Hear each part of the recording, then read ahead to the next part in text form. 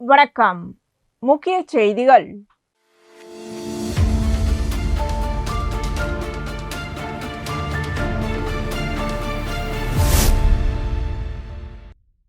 தமிழக மக்களின் பேராதரவுடன் தமிழக முதல்வராக பதவியேற்க உள்ள தமிழக வெற்றிக் கழக தலைவர் தளபதி விஜய் ஆதரவுடன் உருளையன்பேட்டை சட்டமன்ற தொகுதியில் நேயம் மக்கள் கழகத்தின் வெற்றி வேட்பாளராக போட்டியிட்ட நேரு என்கின்ற குப்புசாமி வரிசை எண் 7 குக்கர் சின்னத்தில் வாக்களித்து வெற்றி பெற செய்த உருளையன்பேட்டை தொகுதி மக்களுக்கு பணிவான வணக்கத்தையும் நன்றியும் தெரிவித்துக் கொண்டார்.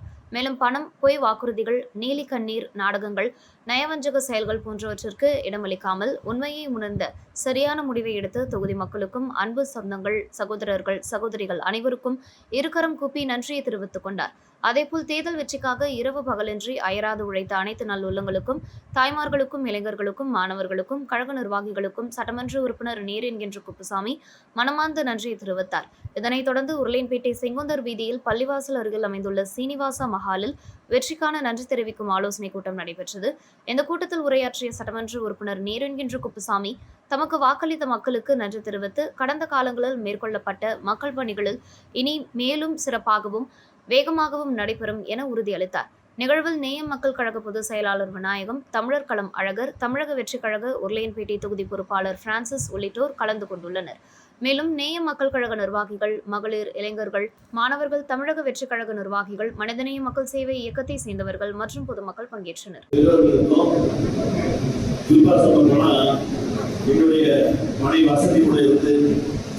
இந்த வெற்றியை கொடுத்த சகோதரிகளுக்கு முதல்ல என்னுடைய நன்றி தெரிவித்துக் அதே நேரத்தில் நமது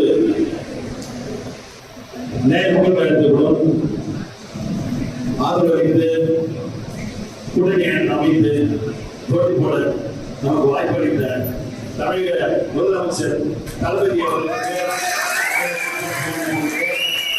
அதற்கு உறுதுணையாக இருந்த டிவிகே சகோதரர்களுக்கு வாழ்த்துக்கள். ஒவ்வொரு பூத்திலையும் நீங்க ஆதரப்படுது. நீங்க ஒவ்வொரு பூத்தி என்ன திடீர்னு இருக்கிறீங்க, அதை நான் அதுக்குள்ளே நம்ம சுயேட்சையா இருந்தோம். இப்ப கட்சியா இருக்கிறதுனால அந்த வாய்ப்பை நான் பயன்படுத்துறேன். ஒவ்வொரு பூத்திலையும் நம்ம நிர்வாகிகள் கொண்டு அந்த பகுதிக்கு என்ன தேவைப்படுது உங்க வாயிலாக நான் இது மாதிரி செய்யறதுக்கு நான் உறுதி போடுறேன். ஏற்கனவே நான் ஒவ்வொரு பூத்திலையும் இது சொல்ல தெரியும்.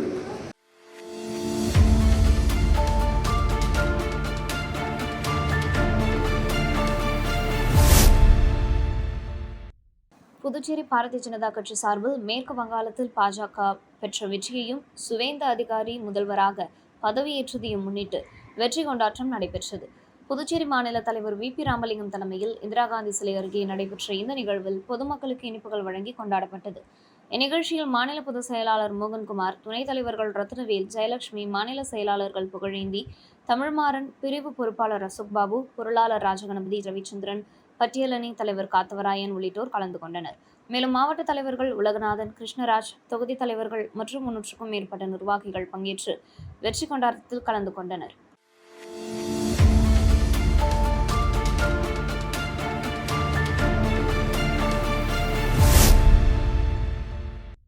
தமிழக வெற்றிக் கழக தலைவர் விஜய் தமிழக முதலமைச்சராக பதவியேற்றதை கொண்டாடும் வகையில் காரைக்கால் திருப்பட்டினம் பகுதியில் தமிழக வெற்றிக் கழகத்தினர் கொண்டாட்டத்தில் ஈடுபட்டனர். தொகுதியின் தாவேக வேட்பாளர் கணேஷ் தலைமையில் நடைபெற்ற இந்த நிகழ்வில் கட்சி தொண்டர்கள் பட்டாசுகள் வெடித்தும் பொதுமக்களுக்கு இனிப்புகள் வழங்கியும் மகிழ்ச்சியை பகிர்ந்து கொண்டனர். அப்போது செய்தியாளர்களை சந்தித்த வழக்கறிஞர் கணேஷ், காங்கிரஸ், விசிகா, IUML மற்றும் இரு கம்யூனிஸ்ட் கட்சிகள் அளித்த ஆதரவால் தமிழக வெற்றிக் கழக தலைவர் விஜய் முதலமைச்சராக பதவியேற்க முடிந்ததாக தெரிவித்தார். மேலும் தமிழகத்தில் வெற்றி பெற்ற இந்த கூட்டணி எதிர்காலத்தில் புதுச்சேரி மாநிலத்திலும் தொடரும் என்றும் வரவிருக்கும் தேர்தல்களில் வெற்றி பெறும் என்ற நம்பிக்கையும் அவர் வெளியிட்டார். தமிழக வெற்றிக் கழக தலைவர் விஜய்க்கு பெருவாரியான வாக்குகள் அளித்து வெற்றி பெற செய்த தமிழக மக்களுக்கும் அவர் நன்றியை தெரிவித்துக் கொண்டார்.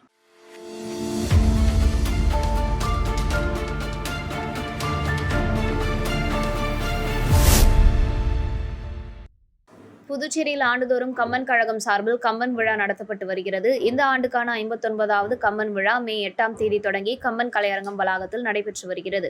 இவ்விழாவில் வழக்கமாக தொடக்கத்தில் தமிழ்த்தாய் வாழ்த்து மற்றும் நிறைவில் தேசிய கீதம் இசைப்பது மரபாக இருந்து வருகிறது. ஆனால் இந்த ஆண்டு ஆளுநர் கலந்து கொண்ட நிகழ்ச்சியில் தமிழ்த்தாய் வாழ்த்து முதலில் இசைக்கப்படாமல் அதற்கு பதிலாக வந்தே மாதரம் பாடல் முதலில் இசைக்கப்பட்டதாகவும் பின்னர் தேசிய கீதம் மற்றும் இறுதியாக தமிழ்த்தாய் வாழ்த்து பாடல் இடம்பெற்றுள்ளதாகவும் குற்றச்சாட்டு எழுந்துள்ளது. இந்த சம்பவத்தை நேரில் கண்டவர்களும் தகவல் அறிந்தவர்களும் கடும் அதிருப்தி மற்றும் எதிர்ப்பை தெரிவித்தனர். இந்த தகவல் தமிழ் உரிமை இயக்கம் நிர்வாகிகளுக்கு தெரிய வந்ததை தொடர்ந்து இயக்கத்தினர் கம்பன் கலையரங்கிற்குள் நுழைய முயன்றனர். அப்போது காவல்துறையினர் அவர்களை உள்ளே செல்ல விடாமல் தடுத்து நிறுத்தியதுடன் அரங்கின் வாயிலும் பூட்டப்பட்டதாக கூறப்படுகிறது. இதனைத் தொடர்ந்து கம்பன் கலையரங்கம் முன்பு முழக்கங்கள் எழுப்பி முற்றுகை போராட்டத்தில் ஈடுபட்ட தமிழ் உரிமை இயக்கத்தினரை காவல்துறையினர் கைது செய்து அங்கிருந்து அப்புறப்படுத்தினர்.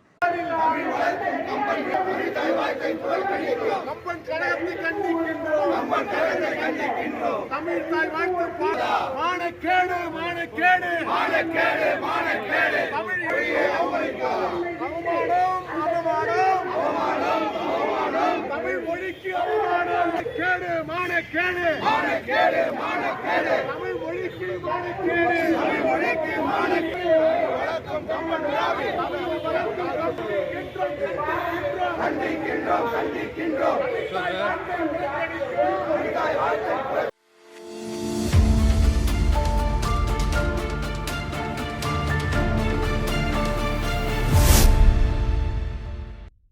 புதுச்சேரியில் புதிய அரசு பதவியேற்பு விழாவை முன்னிட்டு சட்டசபை வளாகத்தில் புதுப்பிப்பு பணிகள் தீவிரமாக நடைபெற்று வருகின்றன. புதுச்சேரி சட்டசபை தேர்தல் ஏப்ரல் மாதம் 9ஆம் தேதி நடைபெற்றது. இதற்கான ஓட்டு எண்ணிக்கை மே 4ஆம் தேதி நடைபெற்றது. தேசிய ஜனநாயக கூட்டணியில் இடம்பெற்றுள்ள என்ஆர் காங்கிரஸ் 12 இடங்களிலும், பாஜக 4 இடங்களிலும், அதிமுக மற்றும் லாஜக கட்சிகள் தலா ஒரு இடத்திலும் வெற்றி பெற்றன. இதனைத் தொடர்ந்து தேசிய ஜனநாயக கூட்டணியின் சட்டசபை தலைவராக என்ஆர் காங்கிரஸ் தலைவர் ரங்கசாமி தேர்வு செய்யப்பட்டார். புதிய அரசு பதவியேற்பு விழா வரும் மே 13ஆம் தேதி நடைபெற உள்ளது. இதையொட்டி சட்டசபையில் உள்ள முதல்வர் அலுவலகம், அமைச்சர்கள் மற்றும் சட்டமன்ற உறுப்பினர்களின் அறைகள் புதுப்பிக்கும் பணிகள் வேகமாக நடைபெற்று வருகின்றன. மேலும் சட்டசபை வளாகத்தின் வெளிப்புற பகுதிகளும் சுத்தம் செய்யப்பட்டு அழகுபடுத்தும் மற்றும் பராமரிப்பு பணிகள் தீவிரமாக மேற்கொள்ளப்பட்டு வருகின்றன.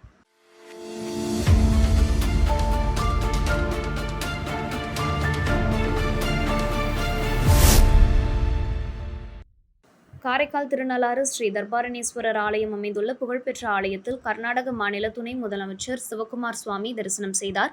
இவ்வாலயத்தில் சனீஸ்வர பகவான் தனி சன்னதி கொண்டு பக்தர்களுக்கு அருள் பாலித்து வருகிறார். சனிக்கிழமைகளில் ஆயிரக்கணக்கான பக்தர்கள் நலன் குளத்தில் நீராடி சனீஸ்வர பகவானை தரிசனம் செய்வது வழக்கமாக உள்ளது. மேலும் 2.5 ஆண்டுகளுக்கு ஒருமுறை நடைபெறும் சனிப்பேச்சு விழாவில் லட்சக்கணக்கான பக்தர்கள் திருநள்ளாற்றில் கூடுவது குறிப்பிடத்தக்கது. இந்நிலையில் ஆலயத்திற்கு கர்நாடக மாநில துணை முதலமைச்சர் சிவக்குமார் முதலில் சொர்ண கணபதி, சுப்பிரமணியர் மற்றும் ஸ்ரீ தர்பாரணேஸ்வரரை தரிசனம் செய்தனர். பின்னர் மரகதலிங்கத்தை வழிபட்ட அவர் தொடர்ந்து ஸ்ரீ சனீஸ்வர பகவான் சன்னதியில் சிறப்பு தரிசனம் மேற்கொண்டார். இந்த நிகழ்வில் மயிலாடுதுறை தொகுதி முன்னாள் சட்டமன்ற உறுப்பினர் ராஜ்குமார் மற்றும் காரைக்கால் மாவட்ட காங்கிரஸ் கட்சி நிர்வாகிகள் உள்ளிட்டோர் கலந்து கொண்டனர்.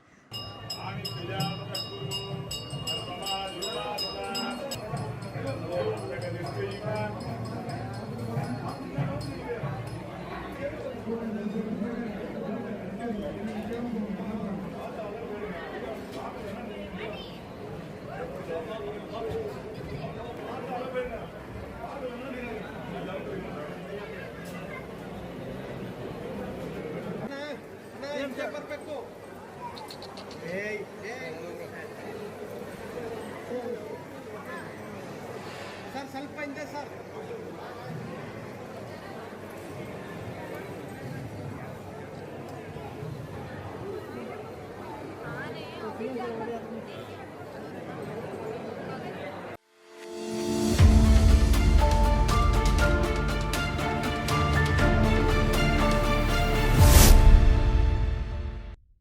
புதுச்சேரி முத்தியால்பேட்டை தொகுதி திருவள்ளுவர் நகரில் புதிய குடிநீர் குழாய் அமைக்கும் பணிகள் நடைபெற்று வருகிறது. இந்த பணியின் போது திருவள்ளுவர் நகர் தெபஸ்தியார் கோவில் வீதியின் 8வது குறுக்கு தெருவில் பழைய குடிநீர் குழாய் இணைப்பு எதிர்பாராத விதமாக உடைந்தது. இதனால் மேல்நிலை நீர்த்தேக்க தொட்டியிலிருந்து குடிநீர் முழுமையாக வெளியேறி வீணானது. இதுகுறித்து தகவல் அறிந்த முத்தியால்பேட்டை தொகுதி என்ஆர் காங்கிரஸ் சட்டமன்ற உறுப்பினர் வையாபுரி மணிகண்டன் சம்பவ இடத்துக்கு உடனடியாக சென்று பார்வையிட்டார். பின்னர் நகராட்சி இளநிலை பொறியாளர் நடராஜனை தொடர்பு கொண்டு உடைந்த குடிநீர் குழாயை உடனடியாக சீரமைக்க உத்தரவிட்டார். அதனைத் தொடர்ந்து அதிகாரிகள் மற்றும் ஊழியர்கள் சம்பவ இடத்துக்கு வந்து பள்ளம் தோண்டி சேதமடைந்த குடிநீர் குழாயை மாற்றி சீரமைக்கும் பணியில் ஈடுபட்டனர். பணிகள் முடிவடைந்த பின்னர் மேல்நிலை நீர்த்தேக்க தொட்டியில் மீண்டும் குடிநீர் ஏற்பட்டு அப்பகுதி மக்களுக்கு தடையின்றி குடிநீர் விநியோகம் நடைபெற தேவையான ஏற்பாடுகள் சட்டமன்ற உறுப்பினர் வையாபுரி மணிகண்டன் மேற்கொண்டார். பொதுமக்களின் குறைகளை உடனுக்குடன் அறிந்து நடவடிக்கை எடுத்து விரைவாக குடிநீர் விநியோகம் செய்ய ஏற்பாடு செய்த முத்தியால்பேட்டை தொகுதி என்ஆர் காங்கிரஸ் சட்டமன்ற உறுப்பினர் வையாபுரி மணிகண்டனுக்கு அப்பகுதி மக்கள் சிவா, பிரேம், கேசவன், லட்சுமணன், அரவிந்த், அர்ஜுனன், வெங்கடேஷ், திலீபன், ஸ்டாலின் உள்ளிட்டோர் சால்வை அணிவித்து பாராட்டியும் நன்றியும் தெரிவித்தனர்.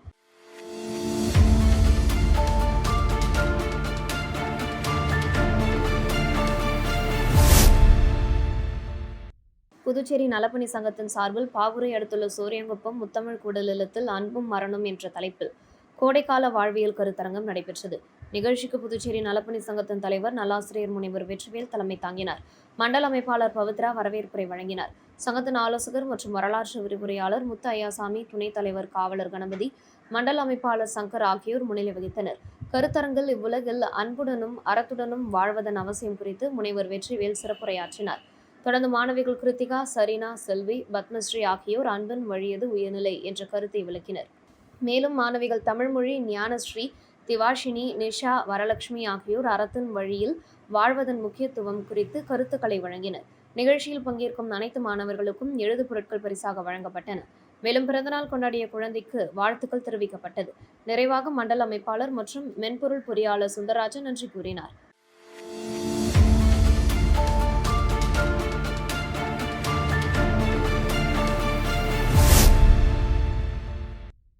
புதுச்சேரி நெல்லித்தோப்பு பகுதியில் உள்ள குயவர்பாளையத்தில் அமைந்துள்ள ஆனந்த முத்துமாரியம்மன் ஆலயத்தில் சித்திரை திருவிழாவை முன்னிட்டு சிறப்பு பூஜைகள் நடைபெற்றன.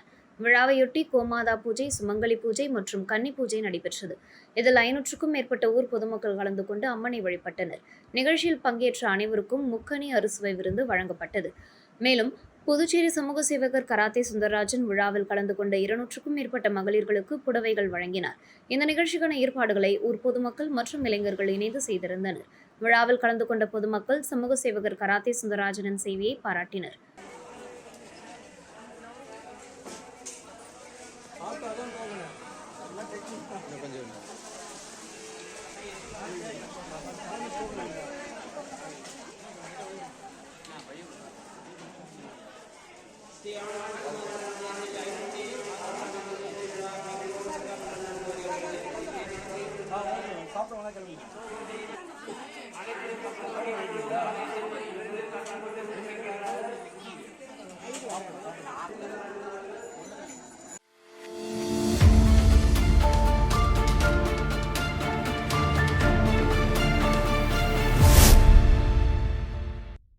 புதுச்சேரியில் கடந்த சில தினங்களாக 100 டிகிரிக்கு மேல் கடுமையான வெயில் வாட்டி வதைத்ததுடன் அனல் காற்றும் வீசியதால் பொதுமக்கள் பெரும் அவதிக்கு ஆளாகினர். வெயிலின் தாக்கத்திலிருந்து தங்களை பாதுகாத்துக் கொள்ள மக்கள் பல்வேறு குளிர்பானங்களை அருந்தியும் தேவையற்ற வெளி செல்லலை தவிர்த்தும் வந்தனர். இந்த நிலையில் கடந்த 2 தினங்களாக வானம் மேகமூட்டத்துடன் காணப்பட்டு வந்த நிலையில் பல்வேறு பகுதிகளில் மழை பெய்தது. குறிப்பாக லாஸ்பேட்டை தொகுதியில் கனமழை பெய்ததால் அப்பகுதிகளில் தண்ணீர் தேக்கம் மற்றும் பொதுமக்களின் சிரமங்கள் குறித்து உடனடி நடவடிக்கை எடுக்கப்பட்டது. சட்டமன்ற உறுப்பினர் VP சிவக்கொழுந்து ஆணைக்கிணங்க ஸ்ரீ சப்தகிரி அறக்கட்டளையின் பொறுப்பாளர் சப்தகிரி ரமேஷ்குமார் தொகுதி முழுவதும் நேரில் சென்று ஆய்வு மேற்கொண்டார். அப்போது பொதுமக்களின் குறைகளை கேட்டறிந்த அவர் மழையால் பாதிக்கப்பட்ட பகுதிகளில் தேவையான நடவடிக்கைகள் உடனடியாக மேற்கொள்ளப்பட்டு மக்களின் பிரச்சினைகளுக்கு விரைவில் தீர்வு காணப்படும் என உறுதியளித்தார்.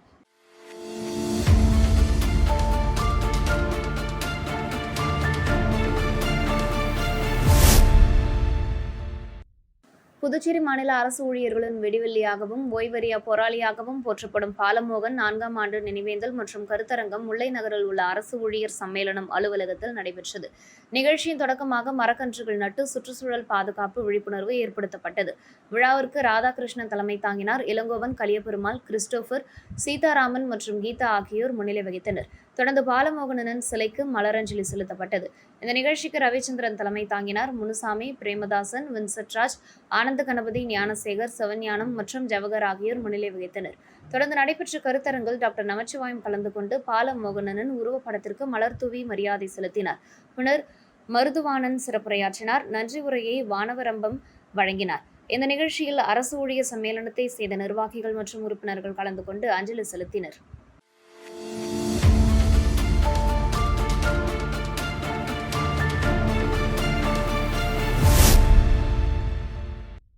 வெப்பசலனம் காரணமாக தமிழகம் மற்றும் புதுச்சேரியின் பல்வேறு பகுதிகளில் அவ்வப்போது மிதமான மழை பெய்து வருகிறது. இந்த மழையால் புதுச்சேரி மாநிலத்தின் பல இடங்களில் சுகாதார சீர்கேடு அதிகரித்து வருவதாக பொதுமக்கள் குற்றச்சாட்டு தெரிவித்து வருகின்றனர். குறிப்பாக வில்லியனூர் சாலை ஓரங்கள் மற்றும் காலி இடங்களில் கொட்டப்படும் குப்பைகள் அகற்றப்படாமல் தேங்கி கிடப்பதால் கடும் துர்நாற்றம் வீசி வருகிறது. மேலும் நகரின் மைய பகுதிகளிலும் குப்பைகள் நீண்ட நாட்களாக அகற்றப்படாமல் இருப்பதாக கூறப்படுகிறது. இந்த குப்பைகளிலிருந்து வெளிவரும் துர்நாற்றத்தால் பன்றிகள் அதிக அளவில் ஈர்க்கப்பட்டு நகரின் பல்வேறு பகுதிகளில் சுற்றி திரியும் நிலை உருவாகியுள்ளது. குறிப்பாக வில்லியனூர், தில்லைநகர், திருக்காமேஸ்வரர் நகர் மற்றும் கோட்டைமேடு உள்ளிட்ட பகுதிகளில் பன்றிகள் குட்டிகளுடன் சாலைகளில் சுற்றி திரிவதாக அப்பகுதி மக்கள் தெரிவிக்கின்றனர். இதனால் சுகாதார பாதிப்பு மற்றும் நோய் பரவும் அபாயம் ஏற்படக்கூடும் என பொதுமக்கள் அச்சம் தெரிவித்து வருகின்றனர். எனவே சம்பந்தப்பட்ட துறை அதிகாரிகள் போர்க்கால அடிப்படையில் நடவடிக்கை எடுத்து குப்பைகளை அகற்றுவதுடன் பன்றிகளை பிடித்து அகற்றி பொதுமக்களின் பாதுகாப்பை உறுதி செய்ய வேண்டும் என அப்பகுதி மக்கள் கோரிக்கை விடுத்துள்ளனர். இத்துடன் செய்திகள் நிறைவடைகின்றன. வணக்கம்.